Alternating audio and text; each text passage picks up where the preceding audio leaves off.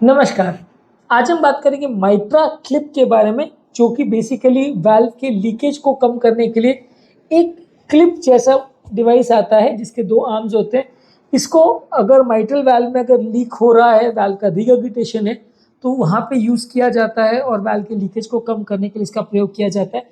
हमने ऑलरेडी एक separate video किया है जहाँ पे माइट्रा क्लिप क्या होता है, कैसे यूज़ करते हैं, उस बारे में डिस्कशन की है। आज उसके बारे में कुछ एडिशनल पॉइंट्स पर बात करेंगे। माइट्रा क्लिप बेसिकली एक ऐसा यंत्र है या ऐसा बटन जैसा चीज है जिससे वाल्व रिगर्गिटेशन में कुछ हद तक आपको राहत मिलेगी। कुछ सिलेक्टेड केसेस में इसको यूज कर सकते हैं। हर पेशेंट में जिसमें वाल्व का लीकेज का प्रॉब्लम है, सब में ये उपयोगी नहीं है, पर कुछ स्पेसिफिक केस में जहां प्रॉपरली सिलेक्ट करके अगर आप इसको यूज करते हैं तो लीकेज का प्रॉब्लम कम हो सकता है और पेशेंट को ओपन हार्ट सर्जरी करने की जरूरत नहीं पड़ सकेगी। और वैसे केस में पेशेंट का हार्ट फेलियर का प्रॉब्लम भी काफ़ी हद तक ठीक हो जाएगा। पेशेंट को लॉन्ग टर्म इससे सिग्निफिकेंट राहत मिलेगी। तो आज हम माइट्रा क्लिप के कुछ एडिशनल पॉइंट्स पर बात करेंगे। टॉपिक पर जाने से पहले जो लोग हमारे चैनल पर नए हैं उन्हें रिक्वेस्ट करूँगा कि चैनल को सब्सक्राइब करें, वीडियोज़ को ज़्यादा से ज़्यादा लाइक और शेयर करें। सबसे पहले माइट्रा क्लिप के लिए ज़रूरी है जानना कि माइट्रा क्लिप बेसिकली वाल्व के लीकेजेस को कम करने के लिए एक डिवाइस है जिसमें दोनों साइड के वाल्व की जो पंखुड़ियाँ उसको एक एक आर्म से चिपका दिया जाता है, पकड़ लेते हैं। क्लिप जैसा है जो कि दोनों पंखुड़ियों को पकड़ लेता है, उनको नज़दीक लिया जाता है तो लीकेज करने के लिए गैप कम रहता है। वाल्व का नॉर्मली ओपनिंग क्लोजिंग सिस्टम अच्छा रहता है, इससे कंपेरेटिवली लीकेज कम हो जाता है। किसी पेशेंट को वाल्व अगर ऑलरेडी स्टेनोज्ड है या सिकुड़ा हुआ है तो वहाँ इसको यूज़ नहीं कर सकते। जहाँ स्टेनोसिस और लीकेज साथ में हो रही है या वाल्व स्ट्रक्चरली बहुत ज़्यादा खराब है वहाँ पे इसको यूज़ नहीं कर सकते। स्पेसिफिक केसेस में ही इसको यूज़ कर सकते हैं। इसके अलावा अगर आप किसी केस में इसका प्रयोग करते हैं तो उतने अच्छे रिजल्ट्स आपको नहीं मिलेंगे। जो पर्टिकुलर वाल्व की एनाटॉमी है जिसमें आपको पहले से चेक करना पड़ेगा कि इसके लिए माइट्रा क्लिप सूटेबल है या नहीं। ज़्यादातर वाल्व में प्रोलैप्स है और वाल्व बहुत ज़्यादा लूज या बहुत ज़्यादा ढीला है, वहाँ पे ही आप इसको यूज़ कर सकते हैं। जहाँ वाल्व में बहुत ज़्यादा फाइब्रोसिस है या बहुत ज़्यादा कैल्शियम जमा है या बहुत ज़्यादा हार्ड हो रखा है वाल्व, वहाँ पे इसका प्रयोग नहीं कर सकते। वहाँ पे इसको सूटेबल कंडीशन नहीं मिलेगा, वहाँ पे रिजल्ट अच्छे नहीं आएंगे, वाल्व की ग्रिप भी उतनी अच्छी नहीं आएगी और वाल्व पे करने के बाद उतना फ़ायदा होने के बदले कभी कभी नुकसान भी हो सकता है। तो स्पेसिफिक सिलेक्टेड केसेस में जहाँ खासकर माइट्रल वाल्व प्रोलैप्स है वहाँ पे असेस करते हैं एनाटॉमी को, उसके बाद ही इसको यूज़ करना है कि नहीं डिसाइड करते हैं। कुछ कुछ केसेस में इसको ब्रिज टू सर्जरी के हिसाब से भी यूज़ कर सकते हैं कि मान लीजिए सर्जरी के लिए पेशेंट सूटेबल नहीं है, पेशेंट की हालत बहुत ख़राब है, वाल्व में बहुत ज़्यादा लीकेज हो रहा है, सर्जरी अभी कर नहीं सकते क्योंकि अभी अगर सर्जरी करने जाते हैं तो मृत्यु का चांस सर्जरी के दौरान बहुत ज़्यादा होगा।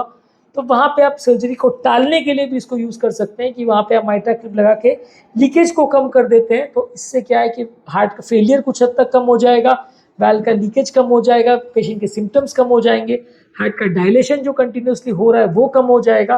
तो इससे पेशेंट को मदद मिलेगी और इससे पेशेंट को सर्जरी तक के लिए थोड़ा टाइम मिल जाएगा, ताकि 6 महीने या साल भर के बाद जब दवाओं का उपयोग असर हो जाए तब आप सर्जरी के लिए पेशेंट को ले सकते। उस टाइम तक सर्जिकल रिस्क काफ़ी कम हो जाएगा और जब आप सर्जरी करोगे तब आप प्रॉपर्ली उसको असेस करके पूरा सर्जिकल ट्रीटमेंट कंप्लीट क्योर के हिसाब से दे सकते हैं।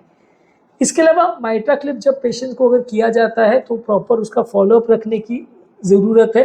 प्रॉपर ये टेक्नोलॉजी वैसे तो बहुत अच्छी है, लेकिन कभी कभार डिवाइस प्रॉपर अपनी जगह पे ना रहे, डिसलॉज हो जाए अपनी जगह से, ऐसा हो सकता है अपनी जगह से खिसक जाए या बराबर काम नहीं कर रहा, ऐसा हो सकता है। तो हर बार पेशेंट जब भी आपके पास आता है आपको इको करके उसका देखना है कंडीशन कैसा है, और इको में आपको ज़्यादातर पता चल जाएगा कि क्लिप बराबर काम कर रही है कि नहीं और अपनी जगह पे सही पे है या नहीं, और लीकेज प्रॉपरली कम हुआ है कि नहीं।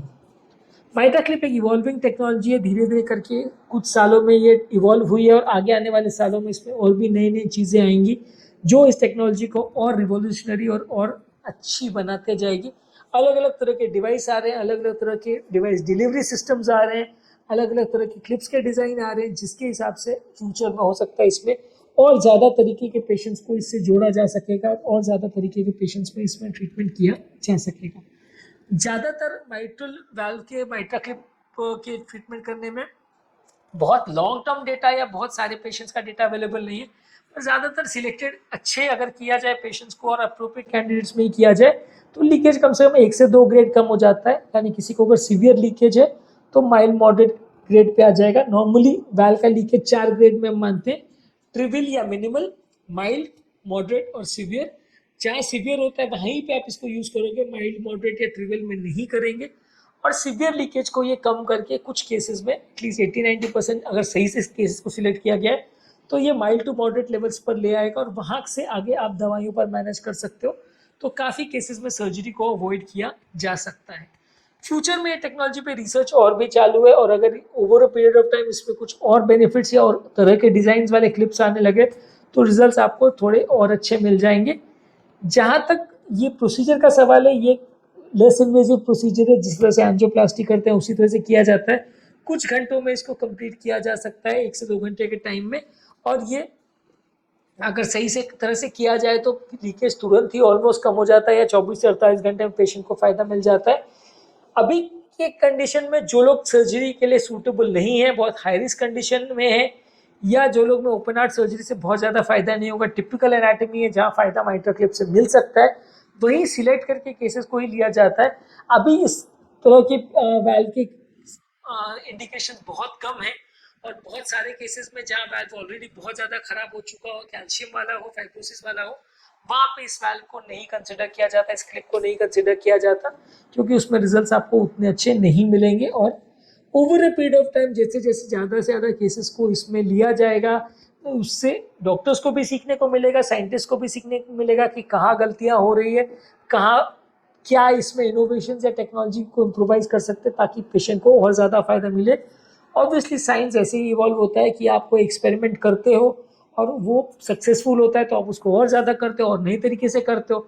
अगर वो फेल होता है तो फिर आप ये देखते हो कि वो क्यों फेल हो रहा है, उसमें क्या प्रॉब्लम्स आ रही है, तो फिर अगली बार उसको और बेटर तरीके से करने की कोशिश करते हो। तो सारे चीज़ों में धीरे धीरे करके इसी तरह से इम्प्रूवमेंट आता है। अभी माइट्रल क्लिप जो है बहुत कम सेंटर्स में, बहुत कम केसेस में ही यूज़ होता है और बहुत सिलेक्टेड केसेस में ही इसको यूज़ किया जाता है, तो इसलिए ओवरऑल इसके केसेस काफ़ी कम है।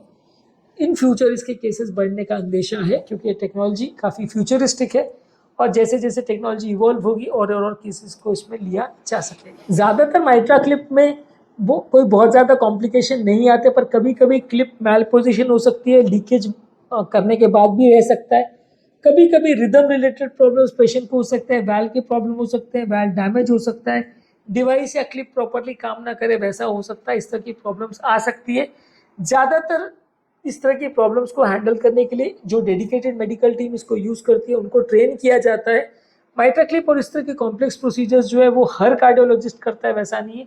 ओवरऑल कंट्री में कुछ डेडिकेटेड कार्डियोलॉजिस्ट को इसके लिए ट्रेन किया गया है और हर जगह पे अलग अलग सेंटर्स पे वो लोग जाके जो लोकल कार्डियोलॉजिस्ट को सपोर्ट करते हैं और उसके प्रेजेंस में इसको करवाते हैं, क्योंकि इस तरह की टेक्नोलॉजी में हर कार्डियोलॉजिस्ट अगर इसको करेगा तो मिस्टेक्स होने का चांस ज़्यादा है, जिसमें पेशेंट को रिस्क हो सकता है। वैसे भी थोड़ी सी कॉस्टली प्रोसीजर है, ये क्लिप्स थोड़े महंगे आते हैं, तो इसलिए इस तरह के प्रोसीजर्स में जब भी किया जाता है तो उसके अलग टीम ऑफ एक्सपर्ट्स होती है, उनको बुला के आपका कार्डियोलॉजिस्ट और वो टीम ऑफ एक्सपर्ट साथ में कोलैबोरेट करके उसको करेंगे तो रिजल्ट्स ज़्यादा अच्छे मिलेंगे। आज के टॉपिक में हमने माइट्रा क्लिप के बारे में बात की। बेसिकली ये एक फ्यूचरिस्टिक टेक्नोलॉजी है, अभी बहुत selected cases of valve leakage में इसको यूज़ करते हैं, पर रिजल्ट्स अभी बहुत एक्स्ट्राऑर्डिनरी नहीं है, बहुत कम केसेस में इसलिए यूज़ होता है।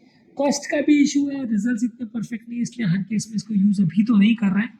फ्यूचर में जैसे जैसे टेक्नोलॉजी इवॉल्व होगी वैसे वैसे इसका यूजेस भी बढ़ेगा और इसके इंडिकेशंस भी बढ़ेंगे और इसके रिजल्ट्स भी इम्प्रोवाइज होंगे। टॉपिक को एंड करने से पहले जो लोग हमारे चैनल पे नए हैं उन्हें रिक्वेस्ट करूँगा कि चैनल को सब्सक्राइब करके वीडियोस को लाइक और शेयर करें। जो लोग हमारे चैनल पर माइट्रा क्लिप और टावी संबंधित प्रोसीजर्स के बारे में वीडियोस देखना चाहते हैं तो इस बारे में हमने ऑलरेडी वीडियोस किए हैं। माइट्रा क्लिप पर 2 और टावी पर 2 वीडियोस किए, इनका लिंक मैं कमेंट सेक्शन और डिस्क्रिप्शन बॉक्स में छोड़ दे रहा हूँ, आप उसे चेकआउट करिए। आपको काफ़ी कुछ नया जानने और सीखने को मिलेगा, जिससे बीमारी के बारे में आपकी समझ बढ़ेगी और बीमारी को मैनेज करने में आपको मदद मिलेगी।